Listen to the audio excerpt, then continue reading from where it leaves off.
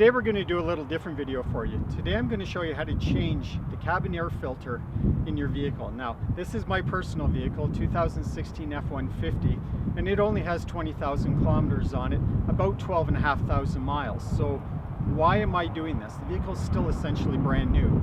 Well, about an hour and a half west of us, we have some huge forest fires that's blowing some smoke into the city here. And we feel for those people that are being affected by those fires. I also know there's some people in the city here that suffer from asthma, maybe some other breathing issues, and they're being affected by it as well.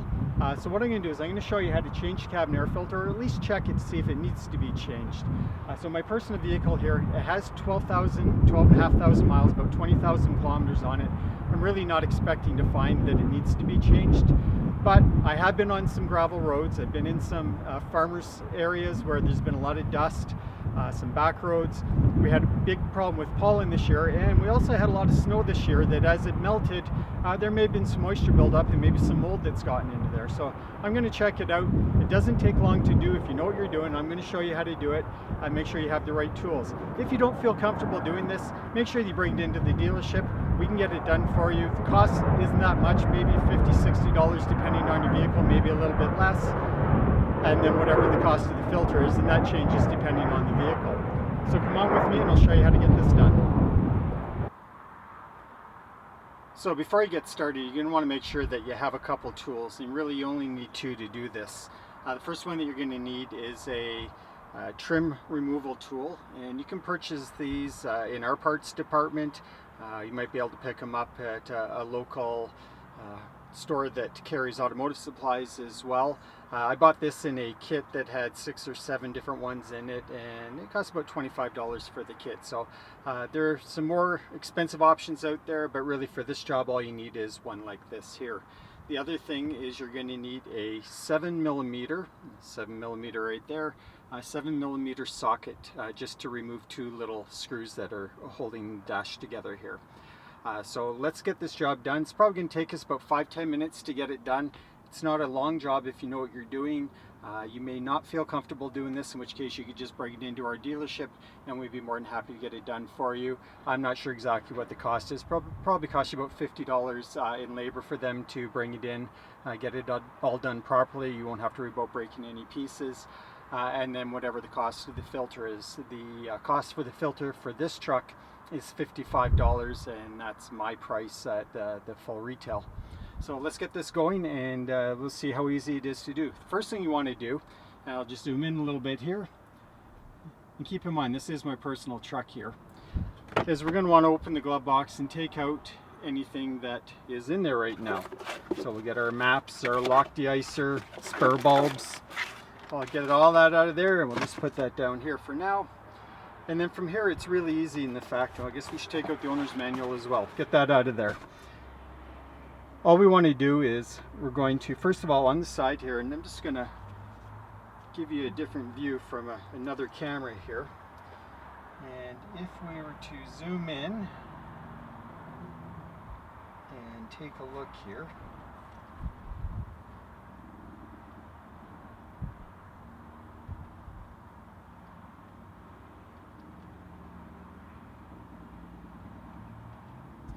so if we zoom in here and take a look, you will see that there's this dampener, and that dampener actually is attached on the inside of the glove box, just in that little slot right there.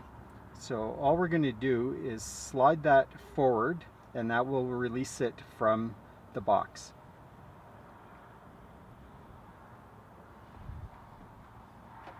So to do that, lift up just a little bit, push until it clicks, and then it's unhooked. From there, on the side, if we just push in on the glove box, it will release the two rubber tabs and give us full access to where we need to do some work. Now this is where people get a little bit freaked out from here when you start pulling your dash apart. And there's an opportunity for you to break some stuff here, so please be careful as you go through these steps. But first thing we do is just pull off this rubber piece. As you can see on the back, it just has some tabs and it's nice and easy to pull off. And then from here you'll need your trim tool, and all you're going to do is gently underneath, and this is just snapped in place.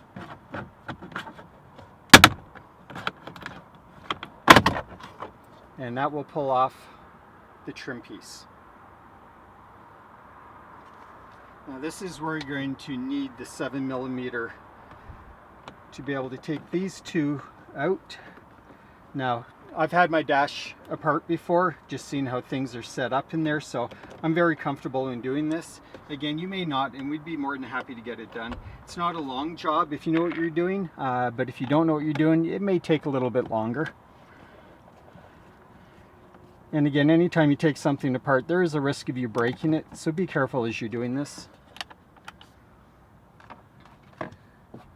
And this whole piece right here is actually just snapped in place, so we just want to pull it off. And once you have it off, you'll notice that down here, make sure that you can actually see this here, right down here we have a little electrical connection, and you don't want to pull this away too much. You can just unhook it if you want, but really you don't need to. You can just set that aside. Now in behind here, and again I'll grab a different camera here, try to get you a better angle, but in behind here you'll see this little cover that has a honeycomb setup on it, and this honeycomb setup is actually the cover to where your filter is, and it's just a matter of pulling on the sides and it will come right out. So let's get that done.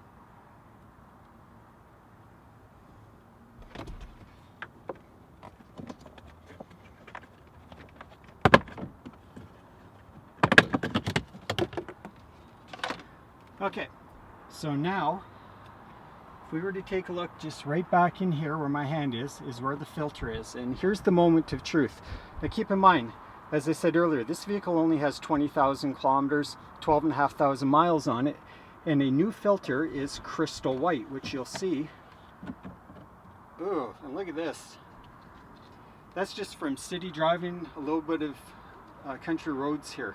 You can actually see that inside there is a bunch of dirt, bunch of fluff, some pollen in there. To give you an idea, I'll just open up a new one here to give you an idea of what the new filter looks like. And if you compare those two, again, that's 12,500 miles, 20,000 kilometers. That's night and day difference. So we'll get this changed out. The reverse process is simple. Just make sure that you put the filter back in the same way as you took the other one out. Clip everything back together. If you know what you're doing, again, it's a 5 to 10 minute job.